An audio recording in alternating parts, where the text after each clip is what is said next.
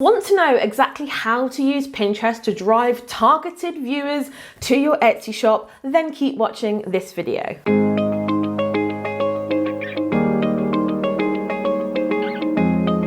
Hi everyone and welcome back to my channel, the place to be for serious handmade business owners. Each week I give you amazingly valuable content on this channel, so do not forget to like, subscribe, and yeah, definitely click that bell icon to be notified when new videos go up to show you how I built a six-figure top 1% Etsy shop in a really saturated niche. So let's talk about Pinterest. Now I do have some notes down here, so I will be glancing down because this is going to be a lot of value packed into a very short video, so you definitely want to replay this a couple of times. The first thing you want to do, so let's say you have completely started from scratch, and this might not be you, but we're just going to go in the beginner's mindset first of all. So step one is that you want to create a Pinterest business account, and I recommend keeping it separate from your personal account, okay? Mainly because otherwise you have to go and make all your personal boards private, and believe me when I say that I have done that thing where I've made a board, meant to put it as private, haven't done, and I've like tagged and pinned a load of stuff in there. So I would recommend doing a business profile. Also, if you do a business profile, you can definitely have access to advanced analytics and also Pinterest ads as well, which is something I would recommend exploring later on down the line. But for now, you definitely want to go and create a Pinterest business account. And also, guys, as well, is that you can link your website and stuff like that, and also do buyable pins. So really, you want to be going in and creating a business profile, not a personal profile, okay?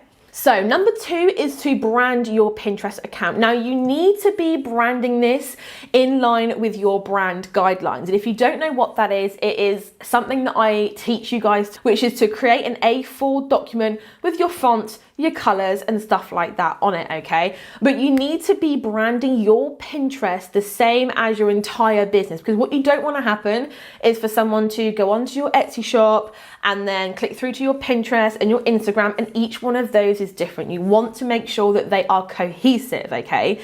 So you really want to be creating some brand guidelines to help you with this. Also, make sure to fill out your bio with what you sell, your company tagline, and basically stuff like that. And if you're stuck doing this, something that I love to do is I help blank, do, have, see, blank, okay? I always use that template if I'm sat there and I'm thinking, what do I do again? So it's I help blank, have, do, see, blank, okay? So just make sure to use that if you are stuck. I'm interrupting my own video to ask you a question. So you're watching this because you want more Etsy sales, right? And did you know that conversion rate is absolutely the key if you want to do that on Etsy and beyond? You want to build a thriving business, an amazing brand, all on Etsy. If you want to do that, then you need to grab this free masterclass. It's insanely valuable. It's happening today. Secure your free spot using the link in the description box below, and I can't wait to see you on the inside. Now, let's get back to the video. So the third thing, the next thing is you want to start off creating 5 boards. Now, the reason I recommend 5 boards is that I use something called the umbrella technique, okay? So I start off making really broad boards, that's a mouthful, really broad category of boards, right? So I will go deeper each time, and I will explain that later on in the video, but for now it's just something that I call the umbrella technique, okay? So when you're first starting out is that you want to create 5 boards. Board 1 is to showcase all of your Etsy items just in one board, whack 'em all in board number 1. You can name it what you like. And you have to make sure to post all of your Etsy items in that one board. The other 4 is categories. And what I mean is that if you are selling jewelry like me, you could have one for gold, one for rose gold, and one for silver jewelry, right? And that's what I would do first of all. So 5 boards, guys. 1, you put all of your Etsy items in. The other 4, you use the categories in your Etsy shop, or the most common ones, or the most popular ones, ones, and you put your pins in each one of those boards, okay? And that's what I mean by the umbrella technique, is that first of all, we're like whacking all of our products in one board, then we are taking categories of our products and whacking them in the other 4 boards. Does that make sense? Give me a comment and let me know in the comments box below. Give me a yes or a thumbs up. Does this make sense? So you also need to keyword these boards. It's the same kind of thing as Etsy. You can absolutely take your Etsy tags and whack them in the description, but you need to make sure that they are made in a natural language. So you can't just put heart necklace, comma, gold necklace for her, comma. You need to make sure to actually craft a description with those keywords sprinkled in there. Now, on my own personal Pinterest profile, I have experimented with this, and it does seem like if you keyword stuff your boards, your reach is going to drop. So make sure to be natural with your language and sprinkle your keywords in the board description and also in the board title, but don't make it too long, okay? Keep it short and sweet. So also let me know in the comments, what kind of board categories are you going to be using? I want to know. The next thing, number 4, is that you want to start to pin your items to these boards. So let's go with our jewelry example, right? So you've got all your products, you've got gold jewelry, silver jewelry, rose gold jewelry, and let's say that you've got another one in there, right? You want to start to pin your items to those boards, relevant items, and then what you want to do is you want to start repinning relevant other people's pins onto these boards, okay? So does that make sense? So what ultimately ends up happening is that your category board, so not your all products board, you leave that alone, okay?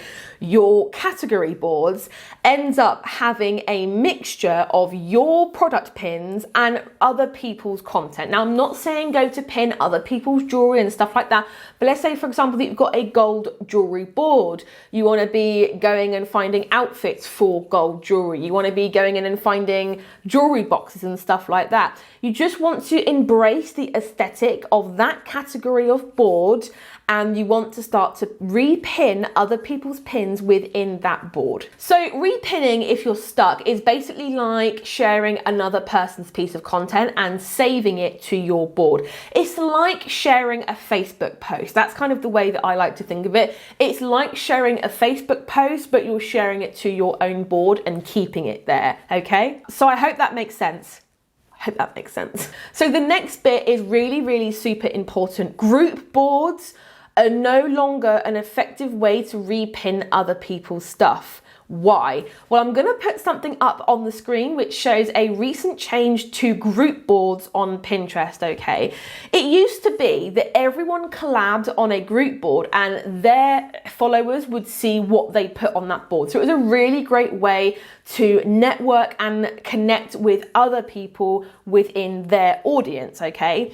Now, the contents of that board are only shown to other collaborators. So it's like having a group message on Facebook.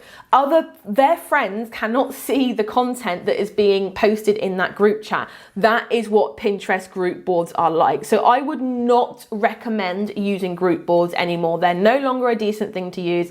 I wouldn't touch them. So that's just my little 2 cents worth on group pin boards. Okay, step 5 is you basically want to carry on down the umbrella technique for your board. So let's say you got your gold, your silver, your rose gold jewelry. You then want to start looking at other boards within your target market that would be interesting to them.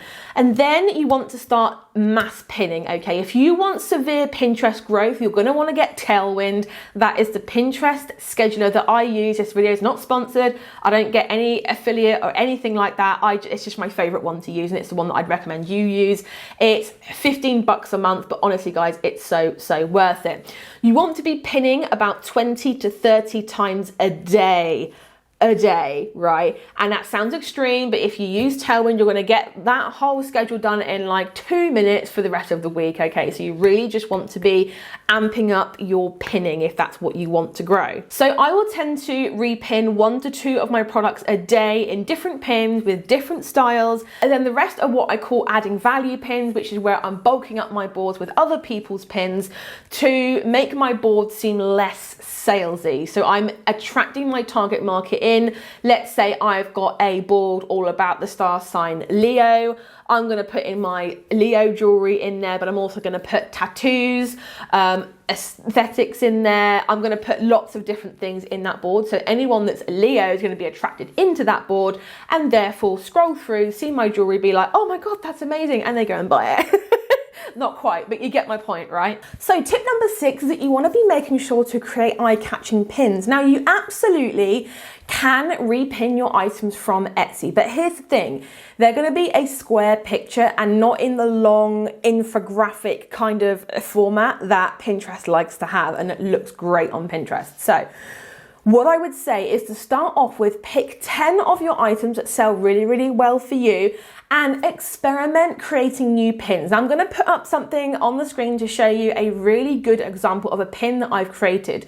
You want to make sure that it's a simple looking pin, but that it's eye-catching to your target audience. The worst thing you can do is to overcomplicate your pins. You really want to keep them sweet, simple, short, and make sure that they do attract your target market. So tip number 7 is to use a tool. I've already mentioned Tailwind. You can absolutely use another tool. I would recommend Tailwind though, because they have a Chrome plugin that makes it just so freaking easy to just go through, schedule a load of pins. You can even make like a little schedule for your pins to go out as well. So you can always be sure to be current with your pinning. And number 8 is to basically rinse and repeat. You want to be creating more relevant boards to your target market. You come down through the umbrella, see how that makes sense now?